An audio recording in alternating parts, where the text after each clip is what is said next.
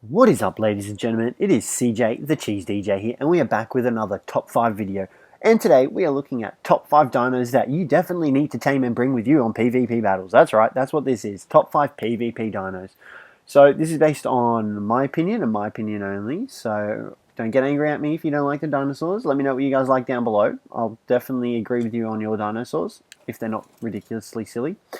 I hope mine aren't ridiculously silly. I don't think they're ridiculously silly. But anyway, let's get on with the video. So, no particular order. Number 1 is the Rex. Now, this guy is just the behemoth of Ark, aside from the Giga, which I haven't put in here because, you know, Alpha Tribes obviously have him. So the Giga is not in this count because you'll pretty much see him part of any PvP raid if you're on an official server or anything like that.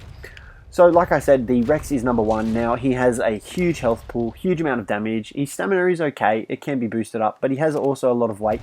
And with the addition of the tech saddles for dinosaurs now, the Rex has one, so that also makes him a viable member for PvPing, which is why I think he deserves to be on this list. So, like I said, he's got quite a bit of health on himself, and you can pump up his melee damage as well. After a few rounds of selective breeding and imprinting with dinosaurs, or Rexes to be specific, you'll have yourself a killer Rex that pretty much can take down most things. Okay, number 4 is the Iguanodon. Now you're probably wondering, why would you bother putting this in the top 5 PvP? Well, see, this guy is actually good for getaway PvPs. So if you're a PvPer, or you're not a PvPer and you get attacked, well, instead of PvPing, you can run away. Now, due to the Iguanodon being able to sprint indefinitely without losing stamina in his quadrupedal form, this makes him a rather viable member for your PvP dino squad. Because he doesn't run out of stamina, you can pump this guy's movement speed and like escape out of any situation pretty much, because if they don't have their own Iguanodon, they'll easily run out of stamina and be unable to catch you. You can see here, we don't expend any stamina, plus he has a little bit of a jump, which can also be used to get away from other dinos and enemies, or jumping over walls, although granted there'd have to be some pretty low walls for you to jump over them. Okay, number 3. Now, like I said, this is in no particular order, so in no way do I think any of these dinos are better than each other, although the Rex is probably more useful than an Iguanodon. Anyway, number 3 is the Beaver. Now, you're probably thinking to yourself, why would you include the Beaver in this? Like I said, he is a utility dino, so you can use him just like the Iguanodon, except not in the same way as the Iguanodon, if that makes sense in any way, slight form. So the Beaver has the unique ability to be able to use his saddle, which I don't have on him currently, as a smithy. So you might think to yourself, well, how is that useful? Well, say for example, you're just about to start raiding a PvP base and you forget ammo, or you forget a gun, or something like that. You can easily whip up whatever you need in the Cjthecheesedj's inventory and make it for yourself, which is rather useful in terms of PvPing. Now, for example, if you've already started PvPing and you die, you can leave one of these at your sleeping bag spawn point, or whatever you're using to spawn in, and easily leave extra ammunitions, because he reduces the weight of all those things in his inventory, which is rather useful. So this is why the Cjthecheesedj is on this list. Now, number 2 is the Fearsome Megalosaurus. Now, this guy is pretty dangerous. Now, you're probably wondering, why is this guy on the list? Well, you might not want to try and PvP with him during the daytime, but at nighttime, this guy is pretty crazy powerful. So, his unique ability is that he's able to pick up flyers and hold other dinos in his mouth. So this pretty much prevents other dinos and players from escaping and attacking.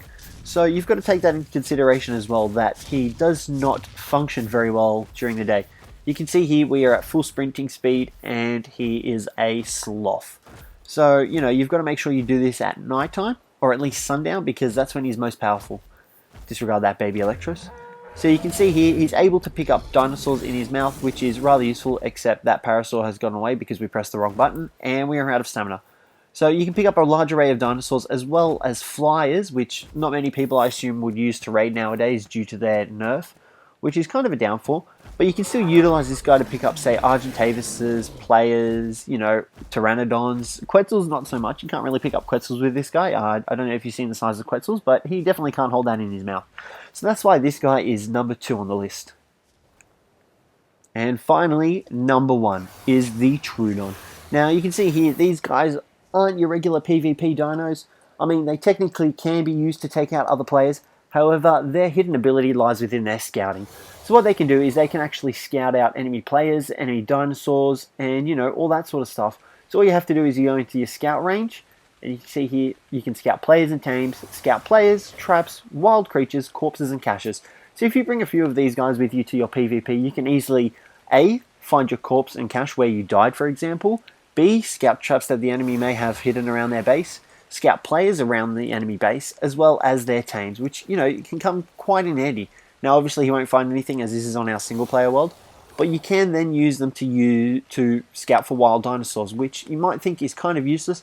However, if you get a few aggro Rexes around the enemy base, you can easily utilize them for your advantage and take out, say, a few of their dinos with wild Rexes without having to sacrifice any of your own dinosaurs.